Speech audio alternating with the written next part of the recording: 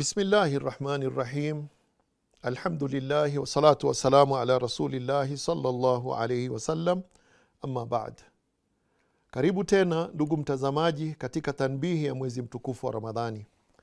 Katika tanbihi iliyopita tuliweza kukumbushana juu ya baadhi ya mambo ambayo huenda yakatuharibia saumu zetu, tuishie tu na njaa na kiu bila kupata thawabu ambazo Mtume sallallahu alaihi wasallam ametuahidi kuwa mwenye kufunga atapata. Na katika hadithi ambayo tulizungumzia katika kipindi kilichopita, tuliweza kukumbushana juu ya hatari ya kujiingiza katika maneno ya upuzi na huku tumefunga.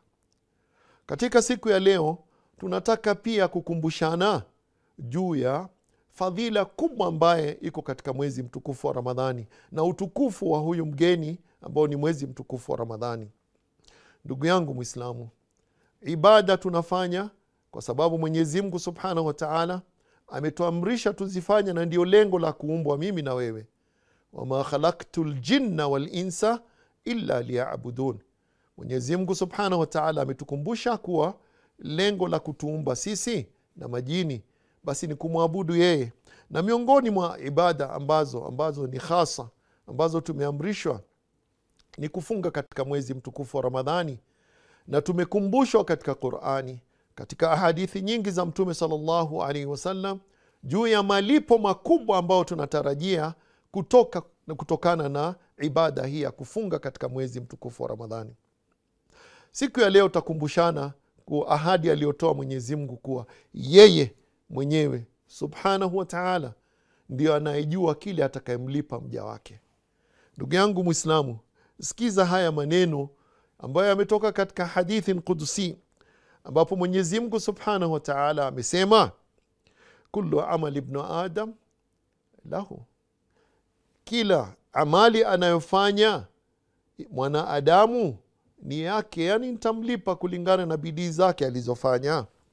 Kisha akasema illa siyam, isipokuwa kufunga saum, fa innahu li wa ana ajizi bih, hakika hii saum ni yangu na mimi ndiye ninayejua nitamlipa nini. Ya subhanallah, maneno mazito sana ambaye yametoka katika hii hadithi, na ni hadithi qudsi. Unajua kuna hadithi nabawi ambao ni maneno ya Mtume sallallahu alaihi wasallam, maana na matamshi.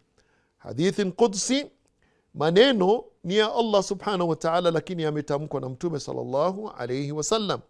Hapa Mwenyezi Mungu anatuambia vitendo vyote vya mwanadamu nitamlipa, alhasanatu bi'ashri amthaliha. Tunajua kwa kila jambo zuri unalofanya tunalipwa mara 10 kwa mujibu wa Qur'ani na pia kwa mujibu wa hadithi za Mtume sallallahu alaihi wasallam. Sasa sikize, inapofika kwenye siyam, Allah Subhanahu wa Ta'ala anatupa bishara kubwa. Enyi mnaofunga, sikiza bishara anayotoa Mwenyezi Mungu Subhanahu wa Ta'ala. Anasema illa siyam fa innahu li wa ana ajzi bih.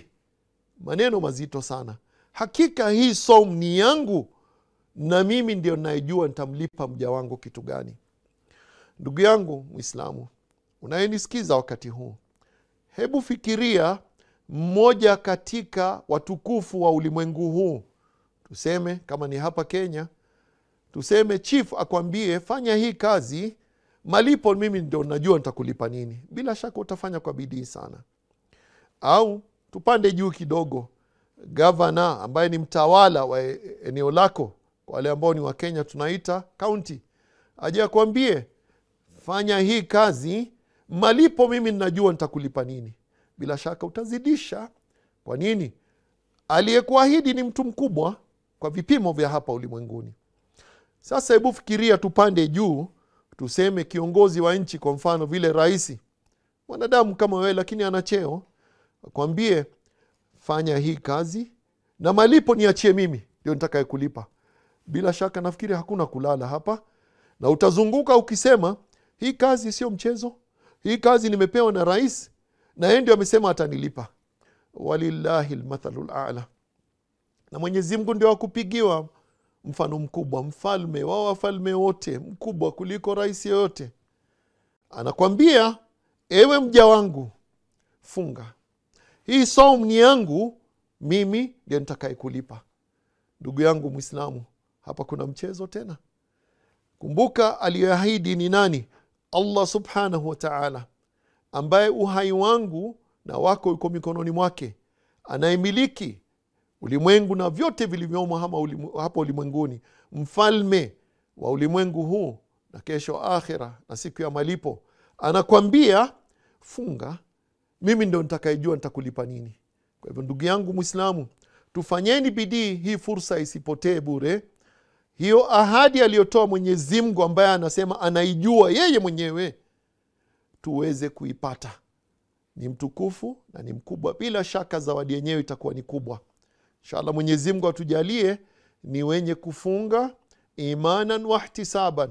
Mwenyezi Mungu atusamehe madhambi, na hiyo ahadi aliyotupa kuwa yeye ndio atakayelipa, ya Rabbi tujalie tuwe miongoni mwa wale watakaopata hiyo zawadi uliyoahidi. Na hii ndio tanbihi yetu ya siku ya leo. Assalamu alaikum wa rahmatullahi wa barakatuh.